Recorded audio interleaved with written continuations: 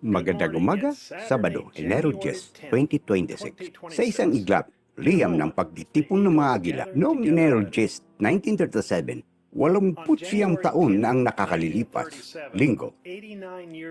Ang mga pangyayaring naganap sa araw na iyon ay nagsimula sa mga bagay na magpapabago sa hinaharap na misteryo at buhay ng ating minamahal na kapatid na William Branham. At sumakay ako sa bangka.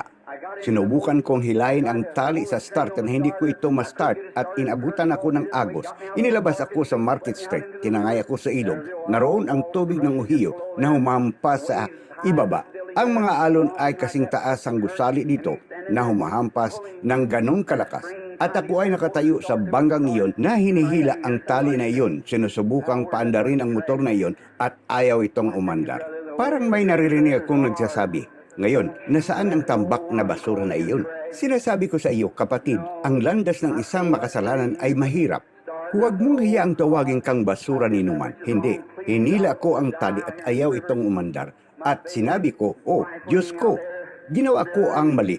Pakiusap, ayaw kong mamatay dito sa ilog nito. Ang aking sanggol at asawa ay nakahiga roon, malubhang may sakit. Pakiusap, Diyos ko, huwag mo akong hayaang mamamatay."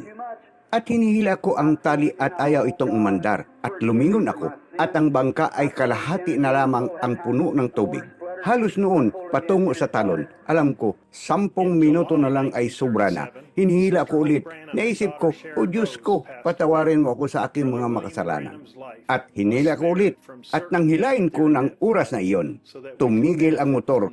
Hinila ko ulit at umandar ito. Noong Hulyo 1937, pumano si Sister Hope Branham at ang anak na si Sharon Rose. Naligtas ang buhay ni Brother William Branham mula sa tiyak na kamatayan noong baha na iyon upang tayo makinabang mula sa mensahe sa tape ngayon. Pagkatapos halos 5 taon, pinakasalan ni Brother Branham ang isang tunay na Kristiyanong babae, si Sister Nida Broy.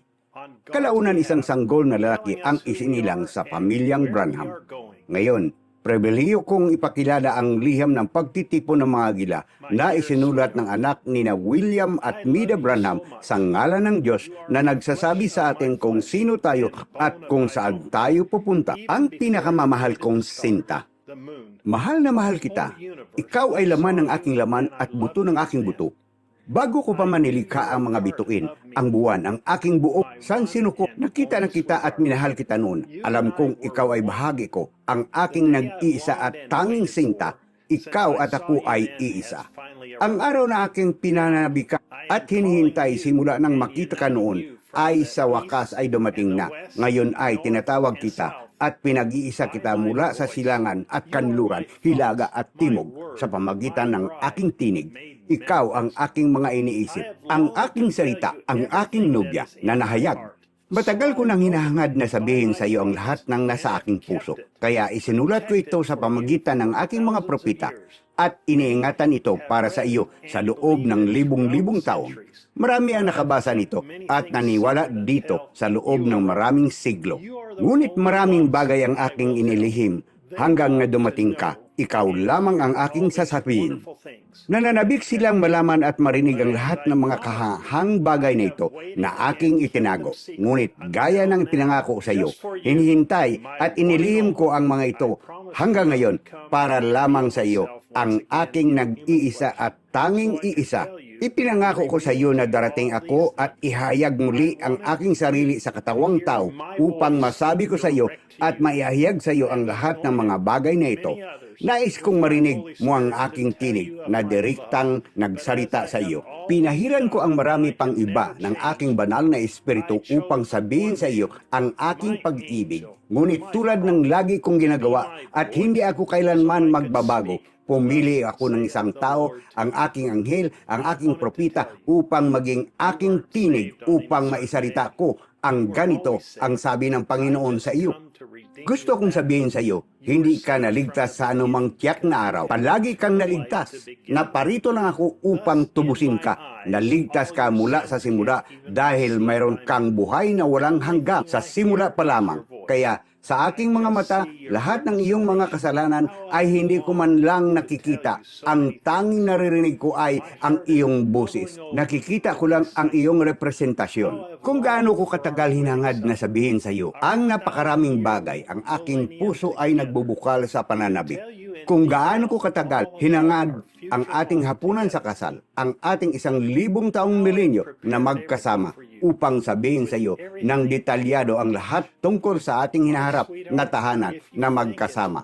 Kung paano ko inahanda ang lahat para sa iyo, kasama ang lahat ng bagay na nasa iyong haplos. Sinta ko, kung sa tingin mo ay kahanga-hanga ngayon ang pakikinig sa ating tinig na nagsasalita sa iyo, maghintay ka lang. Ito ay anino lamang kung ano ang magiging katulad nito kapag tayo ay nanirahan ng magkasama sa lungsod na iyon. Ang iyong propita ay titira pa nga sa tabi mo. Siya ang magiging kapitbahay mo. Maglalakad tayo sa mga lansangan ginto at iinom mula sa bukal ng magkasama. Maglalakad tayo patungo sa mga paraiso ng Diyos kasama ang mga anghel na lumilipad sa lupa, umaawit ng mga awit. Anong araw iyon? Alam kong tila magaspang ang daan at kung minsan ay nagiging napakahirap para sa iyo, ngunit ito ay magiging napakaliit kapag tayo ay magkasama.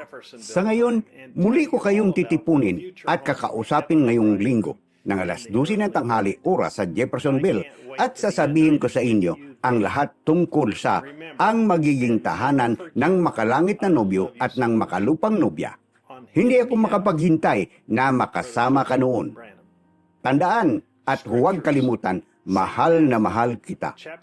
Sa kanyang pangalan, kapatid na Joseph Branham. Mga kasulatan, San Mateo, Kapitulo 19, versikulo 28. San Juan, Kapitulo 14, versikulo 1 hanggang 3. Mga taga-Episo, Kapitulo 1, versikulo 10. Pangalawang Pedro, Kapitulo 2, versikulo 5 hanggang 6. At ikatlong kabanata, Pahayag, Kapitulo 2, versikulo 7. Pahayag, Kapitulo 6, versikulo 14. Pahayag, Kapitulo 21, versikulo 1 hanggang 14. Leviticus, Kapitulo 23, versikulo 36. Isaias, ika-4 na kabanata. Isaias, Kapitulo 28, versikulo 10. Isaias, Kapitulo 65, versikulo 17 hanggang 25. Malakias, Kapitulo 3, versikulo 6. Ang mga kasulatan ay babasahin sa sumusunod na video sa YouTube channel na ito. Hanapin, mga kasulatan, ang magiging tahanan ng makalangit na nobyo at ng makalupang nobya. William Branham. Huwag mag-atubiling bisitahin ang mga website na ito. www.branhamtabernacle.org, www.branham.org, www.sbfellowship.info. Nakikipagtulungan ng buong buo, kasama ang Branham Tabernacle sa iba pang mga wikang banyaga. Hanggang sa muli, mula sa Jeffersonville, Indiana. Pagpalain kayo ng Diyos at Shalom.